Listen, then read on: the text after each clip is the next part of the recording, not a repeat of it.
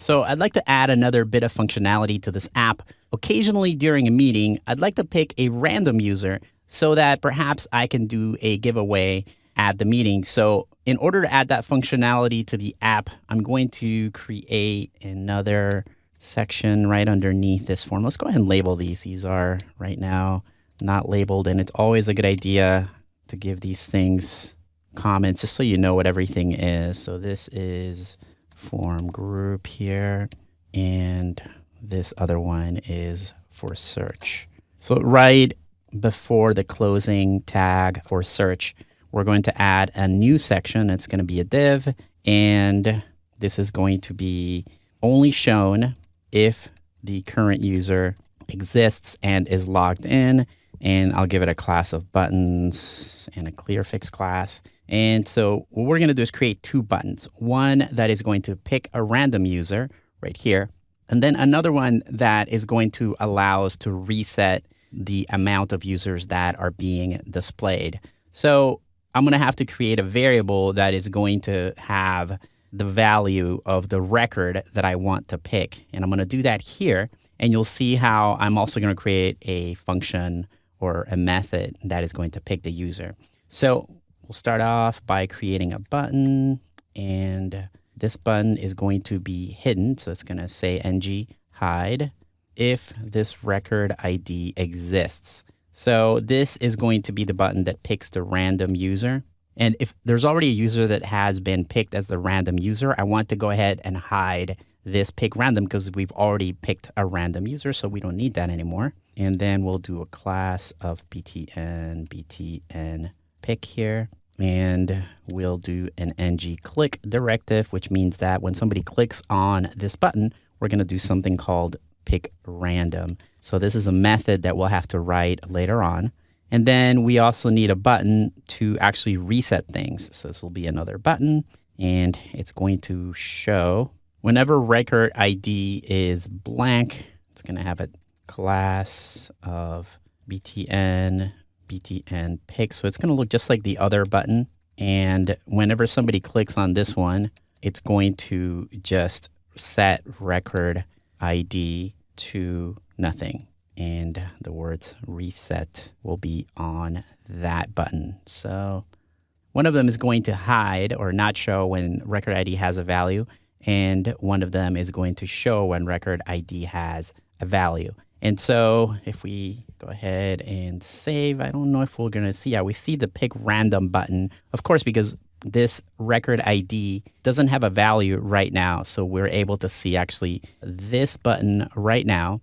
Once we execute this pick random function that we're going to create, then it's going to pick a random and assign a value that's going to select one of these items right here as the record that we want to show.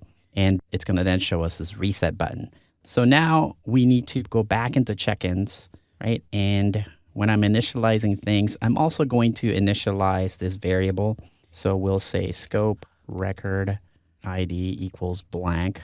Although I think it might already be blank by default, but just in case, it's always good to initialize things. And then we can write our pick random method. So just like every other method we've done so far, it's going to go in the scope, and it's called pick random. And this is going to be a function literal. And then we'll create this variable called which record, because what we have to do now is pick one of these records as the one that we want to choose.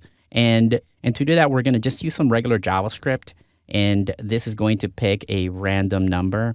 When you pick a random number with JavaScript, you end up getting a number between 0 and 1. So we need to massage that number in order to make it a number that is between 0 and the amount of users that we have showing up right now. So what I'll do is I'll multiply that times the check-ins list length, right? And let's make that bigger because this formula is going to be a little more complex. So we'll take that and multiply it times the check-ins list length minus 1. Remember, JavaScript arrays, which is what our list is, are 0 indexed. So the maximum amount of users that I'm picking from has to be subtracted by 1 so that I get a number from 0 to that number minus 1. Okay, so that is almost perfect, except that, as I mentioned, you get a number between 0 and 1, so the number is going to be like point something. And then when we multiply it times the check-ins list length, it's going to give us a number that is not perfectly round. So we're going to also use, right around this whole thing, a math round function.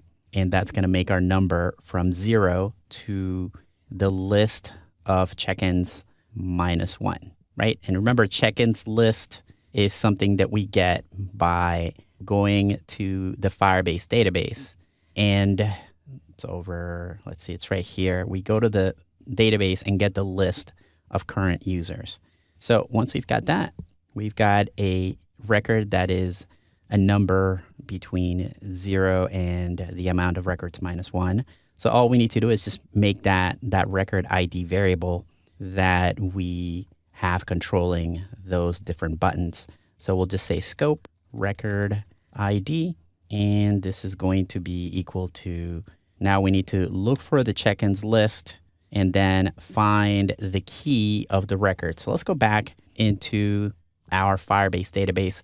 And so you can see that inside check-ins, we have a number of records. They are all keyed. So if we open these up, you can see that they're the names that you see on the list. And we want this to figure out which one of those records to show. So we need to be able to see the key of that record. So in our method here, we'll say check-ins list, and then use this method called key at, and then use the record that we just got here.